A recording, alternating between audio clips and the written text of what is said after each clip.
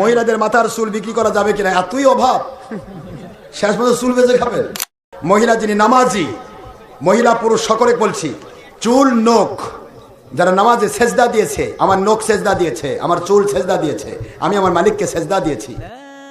হকের দাওয়াত প্রচার, একমাত্র নাজাতি ফিরকা আহলে সুন্নাত ওয়াল জামাত। বায়াত হতে হবে, বায়াত হওয়া হক ফেরকার আলামত, বায়াতের বিরোধিতা করা কোরআন হাদিস অস্বীকার করা এবং বাতিল ফেরকার আলামত।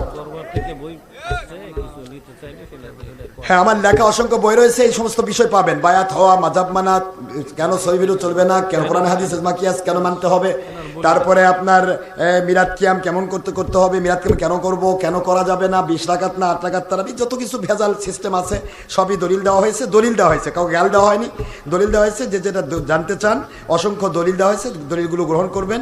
এই জন্য কিতাবপত্র যদি দরকার হয় আমার লেখা, এগুলি আমি আল্লাহ রাস্তায় রেখেছি। 10 টাকা হাদিয়া আসলে সেটা আল্লাহ রাস্তায় ব্যয় হচ্ছে। আর মেমোরি কার্ড, একটা মেমোরিতে প্রায় 300টির ওয়াজ রয়েছে, 16 জিবি মেমোরি। এটাতেও আপনারা অসংখ্য কেতাবের হাজার হাজার দলিল পাবেন। এগুলি নিয়ে নিজের এলাকায় ছড়াবেন। আপনার দ্বারা একটা মানে যদি আল্লাহওয়ালা হয়, তার জীবনে নেক আমলের কপি আপনি বসে বসে পাবেন। আমাদের এখানে কিছু নেই, দেশ বিদেশে শুধুমাত্র এই সারাদিন প্রতি রাত প্রতিদিন খালি পেশাল পাড়া, উদ্দেশ্য একটাই, আল্লাহ এবং রসুলকে খুশি করা। কি ঠিক না ব্যাটিক যেরকম? বাবার আমার দরবার থেকে কিতাব বই পড়ে যদি কেউ নেন পাশে আছে, আর না হলে এখন ইন্টারনেট যুগ, যারা ইন্টারনেট জগতের আছেন, যারা ইন্টারনেট জগতে আছেন তাদের বলছি, তারা আমার জঙ্গি সন্ত্রাস বিরোধী ওয়াজ ডক্টর আশরাফ সিদ্দিকী লিখে সার্চ দিবেন, অথবা সুন্নি ওয়াজ বগুড়া লিখে সার্চ দিবেন, অথবা ডক্টর আশরাফ সিদ্দিকী ওয়াজ লিখে সার্চ দিবেন। সার্চ দিতে না পারলেও, মূর্খ মানুষ হলেও শুধু গুগল স্পিকারে ক্লিক করবেন, স্পিকারে শুধু বলবেন ডক্টর আশরাফ সিদ্দিকী, আমার নামটা বললে ওয়াজের চ্যানেল আসবে, চ্যানেলে ক্লিক করবেন, হাজার হাজার ওয়াজ পাবেন ইনশাআল্লাহ, ছবি ভিডিও ছাড়া। পৃথিবীর যে কোনো দেশ থেকে আপনি আমার ওয়াজ পাবেন। ঈদগাহে মাঠে মেম্বর রেখে খুতবা দেওয়া যাবে কিনা? ঈদগাহে মাঠে মেম্বর রাখা কি না রাখা প্রশ্ন নয়। মেম্বার তৈরি হয়েছে, হুজুর পাক সাল্লাল্লাহু আলাইহি সাল্লাম নিজে মেম্বার তৈরি করেছেন, সেই হিসাবে মেম্বর তৈরি করা একটা সুন্নত। ঈদের মাঠে মেম্বর তৈরি করতেও পারেন, নাও করতে পারেন। তৈরি করলে গুনাহ নেই, তৈরি না করলেও গুনাহ নেই, তবে মেম্বার তৈরি করা একটা সুন্নতের অন্তর্ভুক্ত। জোরে বলুন সুবহানাল্লাহ। যদি করেন সুন্নতের সওয়াব পাবেন। হুজুর জুমার দিনে ইমাম সাহেব মেম্বারে বসে খুতবার আগে ওয়াজ করা কি জায়েজ? আগে ওয়াজ সম্পর্কে বুঝতে হবে, ওয়াজ কাকে বলে আর খুতবা কাকে বলে। আগে আপনাকে বুঝতে হবে মাল ফারকু বাইনাল খুতবাতি ওয়াল ওয়াজি, যেটাই খুতবা সেটাই ওয়াজ।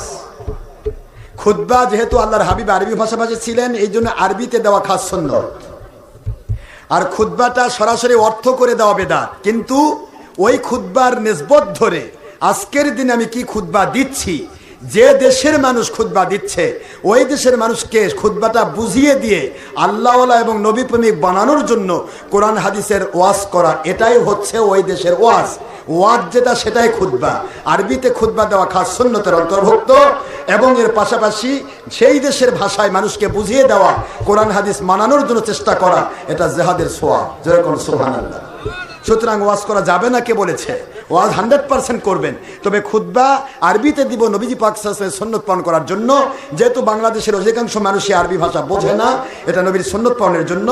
আর ওই খুতবার যে একটা সারমর্ম, এটারও ভিত্তিতে কোরআন এবং হাদিসের ওয়াজ মানুষকে শুনিয়ে দেওয়া। আজকের দিনে মা বাবার উপলক্ষে, আজকের দিনে নবী সুন্নতের উপলক্ষে, আজকের দিনে বায়াত হওয়া উপলক্ষে, আজকের দিনে এটার উপলক্ষে, এই যে একটা বিষয়, এই বিষয়কে ওই এলাকার মানুষকে ওই ভাষায়, বাংলাদেশের মানুষ বাংলা ভাষায়, ইন্ডিয়ান মানুষ ইন্ডিয়ান ভাষায়, যে দেশে সেই দেশের ভাষায় ওই মানুষকে বুঝিয়ে দেওয়া, এটা ইমামের দায়িত্ব। মুসল্লি শুনলে অবশ্যই সওয়াব তো হবেই, এবং আল্লাহর হাবিব বলেছেন, কোনো আল্লাহর ওলির কাছে, হক্কানি আলেমের কাছে যদি কেউ একটা মাসলা শিখে 1000 রাকাত নফল নামাজের চেয়ে উত্তম বর্ণনা পাবে। এক জামানা সোবতে বাউলিয়া ভেতরাজে সাত ছলে তোয়াত বেরিয়া, একটা ঘন্টা কাল কোনো হক্কানি আলেম বা ওলিয়া উলিয়ার কাছে যদি কেউ থাকে আল্লাহকে পাওয়ার আশায়, 100 বৎসরের বেরিয়া নফল নামাজের সওয়াব পাবে। সুবহানাল্লাহ বলবেন না জোরে? সুবহানাল্লাহ। সুতরাং এগুলির মধ্যে গুনাহ নেই। আপনি খুতবাতে ওয়াজ করবেন সে দেশের ভাষা, এটা আলাদা। আর আমার নবীর ভাষা যেটা আরবি, আরবিতে হুবহু দুটি খুতবা দেওয়া খাস সুন্নতের অন্তর্ভুক্ত। জোরে বলুন সুবহানাল্লাহ। মহিলাদের নামাজের সেজদা কিভাবে দেখে দিবেন? মহিলাদের নামাজের ব্যাপারটা আমি আমার 1000 পৃষ্ঠা বিশিষ্ট ফতোয়া আশরাফ সিদ্দিকী দিয়েছি আমার মা, আপনারা ওটা সংগ্রহ করবেন, এর মধ্যে দলিল পাবেন। মহিলা এবং পুরুষ 100% আলাদা। যেই মানুষেরা বলে মহিলা পুরুষ এক, তাদেরকে কোনো কোনো বছর বাচ্চা নিতে বলবেন পেটের মধ্যে। মানে কথা কোনা দেখি ছায়া কি আমার দেশ ছায়া আছেন কি ভুল কইছি? যেই পুরুষগুলি বা যেই হুজুরগুলি বলে মহিলার পুরুষ এক, কোনো পার্থক্য নাই, এদেরকে বলবেন, আমার আম্মারাই প্রশ্ন করবে, হুজুর আমরা তো সারা জীবন পেটের মধ্যে বাচ্চা নিয়ে পেট পুট ফাটে গেল, অনেক কষ্ট পাইছি, তাহলে আপনি তো বলতেছেন আপনি সামনের বছর একটা বাচ্চা নিয়ে দেখান আপনার পেট কত বড়। মহিলাদের প্রতি মাসে 7 দিন করে ছুটি আছে মিনিস্ট্রেশনের জন্য, হায়াজের জন্য। হুজুর আপনি মাসে কয়বার ছুটি খান? কথা কোনা দেখেন কি? যেই হুজুররা বলে মহিলা পুরুষ এক, ওরা কি হায়াজ হয় নাকি? ওরা কি মাসিক ছুটি পায়? মহিলার পুরুষ 100% আলাদা। মহিলাদের পর্দা করা ফরজ, নামাজ পড়বে, নামাজের ফরজ আদায় করবে, আবার নামাজ পড়তে গিয়ে যেন তার সতরটা উঠে গিয়ে যেন ফরজ তরক না হয় সেইটাও কন্ট্রোল করবে। সুবহানাল্লাহ বলবেন না জোরে? সুবহানাল্লাহ। এই জন্য পুরুষ আর মহিলার নামাজে হাত বাঁধা, নামাজের ইয়া করা, এই যে পুরুষ এই পর্যন্ত তুলবেন না, মহিলা এ চাপে রাখবে তার সত রক্ষার জন্য। কথা কি বুঝতে পেরেছেন? এবার প্রত্যেকটা আমি দলিল ভিত্তিক আমার কিতাবে আমি দিয়ে দিছি, যদি মন চায় সেগুলি সংগ্রহ করবেন। মহিলা এবং পুরুষের নামাজ 100% সহি হাদিসের ভিত্তিতে আলাদা, এটা এক করা যাবে না, এক করা যাবে না, কখনোই নয়, এটা সম্ভব নয়। মহিলার পুরুষকে আল্লাহ কুদরতি ভাবেই আল্লাহ পাক সিস্টেম আলাদা করেছেন। মহিলার পুরুষ কখনো এক হবে না। মহিলাকে বাহিরের জন্য করা হয়েছে। মহিলাকে বাহিরের জন্য, ঘরের জন্য আদেশ করা হলো করনা ফি বুয়ুতিকুন্না, মহিলাদের বলা হলো ঘরে অবস্থান করো, আর পুরুষকে বলা হলো ফান্তাশিরু ফিল আরদ, জমিনে ছড়িয়ে পড়ো। সুবহানাল্লাহ বলবেন না জোরে? সুবহানাল্লাহ। তাহলে দুটো আদেশ কি এক? মানুষ দুইজনই, মহিলাও মানুষ, আপনিও মানুষ। তাহলে মহিলার প্রতি এক হয়, তাহলে বলবেন আমরা তো প্রতিদিন সশস্ত্র সংগ্রাম করা লাগে দাড়ি মোজের সাথে, একই প্লেটে খায়, একই মুরগির গোস্ত খায়, মহিলার দাড়ি ওঠে না কেন? দাড়ি তুলে দেন। কথা কোনো দেখেন না, মহিলার দাড়ি মোজ ওঠে, পুরুষের তো দাড়ি মোজ ওঠে। প্রত্যেকটা দিক থেকে মহিলা পুরুষ আলাদা এবং আমলও তাদের সিস্টেম আলাদা। সুবহানাল্লাহ বলবেন না? মহিলার পর্দা করা ফরজ আইন, আর পুরুষের পর্দা নেই। পুরুষের শুধু চোখের পর্দা, চোখটা হাইটা লো করবে, মহিলা হাই লো করবে, আবার নিজে পর্দা করবে। আল্লাহর কোরআনের বাণী জালাবিব তাদের পর্দা, চেহারার উপরে পর্দা ঢেলে দিবে। জোরে বলুন সুবহানাল্লাহ। আর যদি কেউ কয় মহিলা পুরুষ আলাদা, তাহলে বলবে মহিলার তো পর্দা করা ফরজ, হুজুর আপনিও কাল থেকে বোরকা পরে বেড়ান। এর কথা কোনা দেখেন, হাজার রকমের উল্টা পাল্টা আছে, কখনো এগুলি খুশিদা হবে না। মহিলাদের মাথার চুল বিক্রি করা যাবে কিনা, এতই অভাব, শেষ পর্যন্ত চুল বেঁচে খাবেন। শরীরের কোনো জিনিস বিক্রি করবেন না, জায়েজ নেই। মহিলাদের চুল এটা আল্লাহর নিয়ামত, যদি ঝরে যায়, মহিলা যিনি নামাজি, মহিলা পুরুষ সকলে বলছি, চুল নখ যারা নামাজে সেজদা দিয়েছে, আমার নখ সেজদা দিয়েছে, আমার চুল সেজদা দিয়েছে, আমি আমার মালিককে সেজদা দিয়েছি। এই সেজদা দেওয়া চুল, সেজদা দেওয়া নখ, এগুলি যখন কাটবেন বা ছিঁড়ে পড়বে, এগুলি একটা জায়গায় সেভ করবেন এবং সেটা মানুষের সুন্দর করে কবরের মতো করে না, স্বাভাবিক মাটি খুঁড়ে তার মধ্যে দাফন করে দিবেন। আপনার চুল এবং নখও আল্লাহর কাছে সম্মান পাওয়ার যোগ্য, এটা যেখানে সেখানে বিক্রি হওয়ার যোগ্য নয়। কথা কি বোঝা যায়?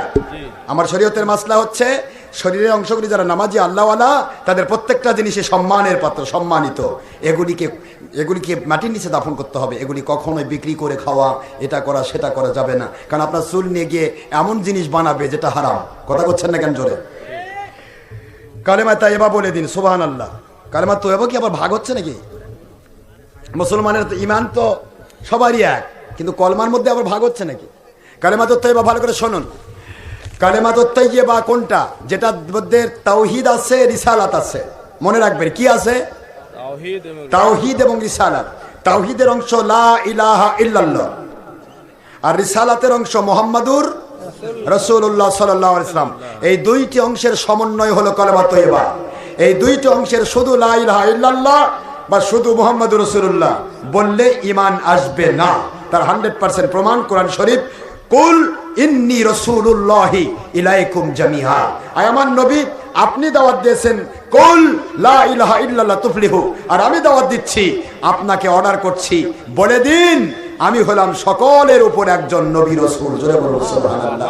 সুতরাং আল্লাহ হলেন রিসালাতের প্রচারক, আর নবী হলেন তাওহীদের প্রচারক। আল্লাহ এবং নবী দুটাই মানবেন, না খালি নবী মানবেন, আল্লাহ ছাড়া দিবেন? কথা কোনো দেখেন না। আল্লাহর প্রচার কোরআনের বাণী, কুল ইন্নী রাসূলুল্লাহি ইলাইকুম জামিয়া। আল্লাহ প্রচার করতেছেন, নবীজি বলেন সকল জিন ইনসান ফেরেশতা। মাশাআল্লাহ ভাই, আমার ভাই, আমার বড় ভাই নুরুল ইসলাম ভাই 200 টাকা দিয়েছে, আল্লাহ ভাইয়ের দান কবুল করেন, জীবনে গুনাহ মাফ করেন। আল্লাহ যে আশায় দিয়েছে, আল্লাহ অসুস্থ মানুষ আল্লাহ সুস্থ করে দেন। বাবার আমার আবার কি দিছে, মাশাআল্লাহ বড় তারা থেকে এসে অসুস্থ মানুষ আল্লাহ সুস্থতা আছে, আমার মুরিদ 510 টাকা দিয়েছে, আল্লাহ কবুল করেন, জীবনে গুনাহ মাফ করেন। এটা কি দিয়েছে সব রেডি করো, আমি বলতেছি উত্তরটা দিয়ে দে।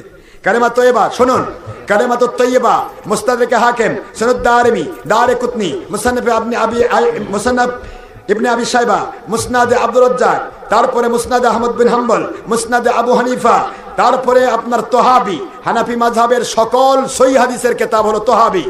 সকল কিতাব একমত কালিমাতু তয়্যিবা হচ্ছে লা ইলাহা ইল্লাল্লাহ মুহাম্মাদুর রাসূলুল্লাহ সাল্লাল্লাহু আলাইহি সাল্লাম। এই অংশ দুটো একসাথে থাকলে কালিমা তয়্যিবা হবে, তবে না সে ব্যক্তি ঈমান আসবে।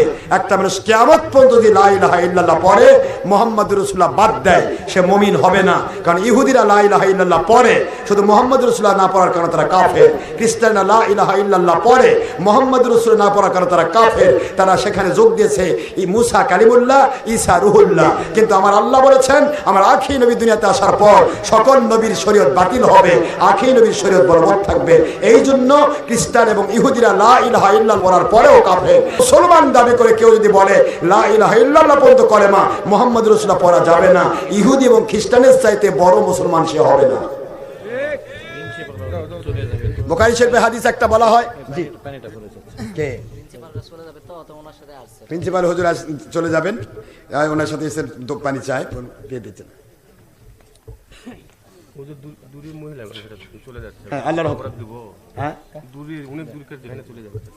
আচ্ছা, ইয়া আদম, ইয়া আদম কাইফা তারিফ মুহাম্মদ সাল্লাল্লাহু আলাইহি ওয়াসাল্লাম, হে আমার আদম আপনি কি করে মুহাম্মদ সাল্লাল্লাহু আলাইহি ওয়াসাল্লামকে চিনলে? আদম আলাইহিস সালাম বলেন, ইয়া আল্লাহ আমি যখন সৃষ্টি হয়েছি, সৃষ্টি হয়ে দেখতে পেলাম আপনার পুরা জান্নাতের প্রতিটা গাছে গাছে এবং আরশে আজিমের খুঁটি পর্যন্ত আমাকে দেখানো হলো, খুঁটিতে খুঁটিতে লা ইলাহা ইল্লাল্লাহ মুহাম্মাদুর রাসূলুল্লাহ সাল্লাল্লাহু আলাইহি ওয়াসাল্লাম, এটা হলো মূল কলেমা। বুঝতে পেরেছেন আপনারা? এই জন্য বুখারী শরীফে হাদিস ওইটুকু পড়ে না, ওটার সাথে এটা যোগ হবে, এটা হয়ে সহিহ হাদিস একত্রিত হয়ে কালেমাতু তাইয়্যিবা লা ইলাহা ইল্লাল্লাহ মুহাম্মাদুর রাসূলুল্লাহ সাল্লাল্লাহু আলাইহি ওয়াসাল্লাম পড়তে হবে। এটাকে মাশাআল্লাহ জগবার থেকে এসে বিটু আমার মুরিদ 200 টাকা দিয়ে আল্লাহ কবুল করেন। আবার কি হলো হুজুর? ও চেয়ারের বিষয়টা, চেয়ারে নামাজ পড়া যাবে কিনা পায়ের সমস্যার কারণে প্রশ্ন দিয়েছেন। কোরআনের বাণী, আল্লাযীনা ইয়াযকুরুনাল্লাহা কিয়ামান ওয়া কুউদান ওয়া আলা জুনুবিহিম। আমার আল্লাহ সূরাতুল আলে ইমরানেও বলেছেন, সূরাতুন নিসাতেও বলেছেন একই কথা। মুমিনের নামাজের কন্ডিশন 3টা। কয়টা? কথা জোরে বলবেন। ইয়াযকুরুনাল্লাহ কিয়ামা, দাঁড়িয়ে, যিনি সুস্থ সবল দাঁড়িয়ে পড়বেন। যদি সুস্থ না থাকেন অসুস্থ, কুউদা, বসে পড়বেন। এরকমও সুস্থ নয় যে সে বসে পড়তে পারবে। ও আলা জুনুবিহিম, তারা শুয়ে থেকে ইশারায় নামাজ পড়বে। সুবহানাল্লাহ বলবেন না জোরে?